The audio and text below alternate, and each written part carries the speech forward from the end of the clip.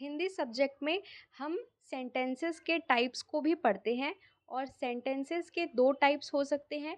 पहला अर्थ के आधार पर यानी कि मीनिंग के ऊपर बेस्ड, दूसरा रचना के आधार पर यानी स्ट्रक्चर के ऊपर बेस्ड, किस तरीके से वो लिखा गया है।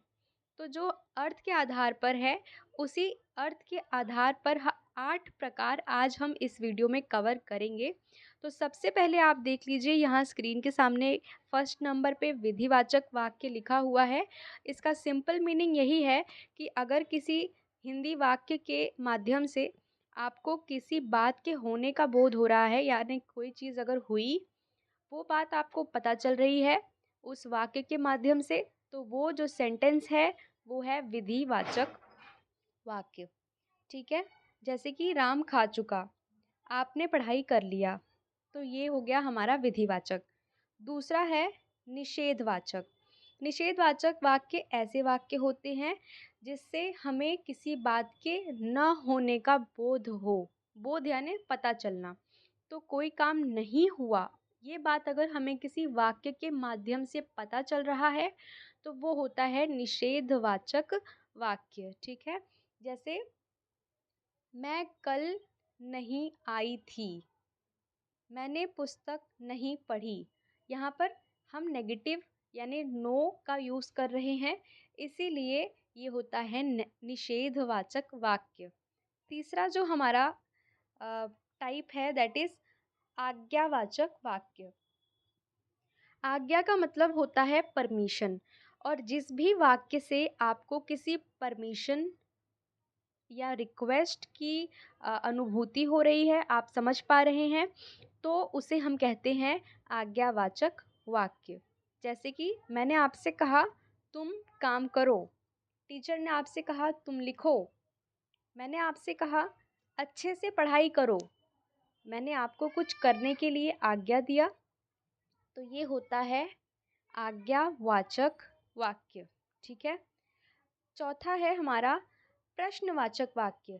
यदि आप किसी वाक्य को बोलते हैं और उससे जो अर्थ निकल के आता है वो कोई प्रश्न है, तो ये होता है प्रश्नवाचक वाक्य। इसे समझने के लिए हम ये भी समझ सकते हैं कि उस वाक्य के अंतिम में प्रश्नवाचक चिन्ह का प्रयोग किया जाता है। जैसे यहाँ पर तुम कहाँ जा रहे हो, तो ये एक प्रश्नवाचक वाक्य है, इसीलिए हमने यहाँ पर क्वेश्चन मार्क लगाया है। तो जिस भी किसी वाक्य से हमें प्रश्न किए जाने का बोध होता है वो होता है प्रश्नवाचक वाक्य। जो पांचवा प्रकार है वाक्य का अर्थ के आधार पर, वो होता है विस्मयवाचक वाक्य। विस्मयवाचक वाक्य का मतलब होता है कि आप सरप्राइज हो गए उस सेंटेंस को सुन करके, या फिर आप किसी चीज़ से सरप्राइज हो गए हो और उसमें आपने उस सेंटेंस को बोला उस इमोशन के साथ, तो वो होता है विस्मयवाचक वाक्य। ठीक है। इस सेंटेंस की खास बात यह है, यहाँ पर एक्सक्लेमेटरी मार्क्स यूज़ होता है। जैसे हाय मैं लुट गया, ओह बड़ा जुल्म हुआ। तो ये तो यहाँ पर सेंटेंसेस यूज़ किए गए हैं, लेकिन कई बार ऐसा भी होता है आपके पापा या आपकी मम्मी आपसे बोलते हैं शाबाश बहुत अच्छे, क्योंकि आपने अपने एग्ज़ाम में अच्छा स्कोर किया। तो इसीलिए ऐसे आश्चर्यजनक या फिर अचंभित हुए व्यक्ति के वाक्य को हम एक्सक्लेमेटरी सेंटेंस या फिर विस्मयवाचक वाक्य कहते हैं।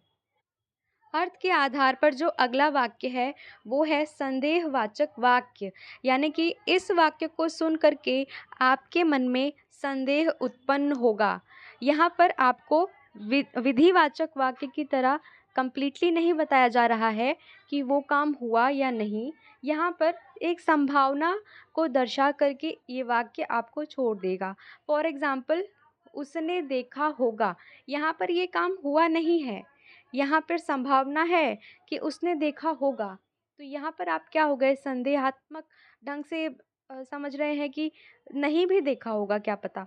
तो इसीलिए यहाँ पे प्रोबेबिलिटी, यहाँ पे पॉसिबिलिटी है कि देखा भी होगा नहीं भी देखा होगा, इसलिए ये क्या है, संदेहात्मक संदेहवाचक वाक्य। ठीक है। अगला जो है वो है इच्छावाचक वाक्य। तो जिस भी किसी वाक्य से किसी प्रकार की इच्छा या शुभकामना का बोध हो, ठीक है, उसे हम कहते हैं इच्छावाचक वाक्य। यानी कि अगर मैं किसी वाक्य से ऐसा फ़ील करा रही हूँ या एक्सप्लेन कर रही हूँ कि मैं विश कर रही हूँ किसी चीज़ को, जैसे हे भगवान मेरा अच्छा मार्क्स आ जाए, मैं पास हो जाऊँ। ये क्या है? इच्छावाचक वाक्य। तुम्हारा मंगल हो, ऑल द बेस्ट। ये सब क्या है? इच्छावाचक वाक्य। ठीक है? संकेतवाचक वाक्य, ऐसे वाक्य जो दूसरे वाक्य की संभावना पर निर्भर करता है। यहाँ पर आप देख सकते हैं एक एग्ज़ाम्पल, यदि तुम चलो तो मैं भी चलूँ। यहाँ पर जो सेंटेंस है वो किसी कंडीशन पर बेस्ड है।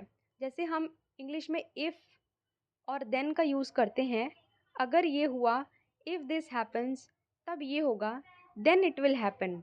तो ऐसे इफ़ एंड देन वाले कंडीशनल सेंटेंसेस को हम संकेतवाचक वाक्य कहते हैं। तो इस वीडियो में हमने कंप्लीटली सभी प्रकार के सेंटेंसेस को पढ़ लिया जो कि हमारे मीनिंग के ऊपर बेस्ड है हिंदी में। वीडियो में बने रहने के लिए आपका धन्यवाद। Thank you very much for watching this video.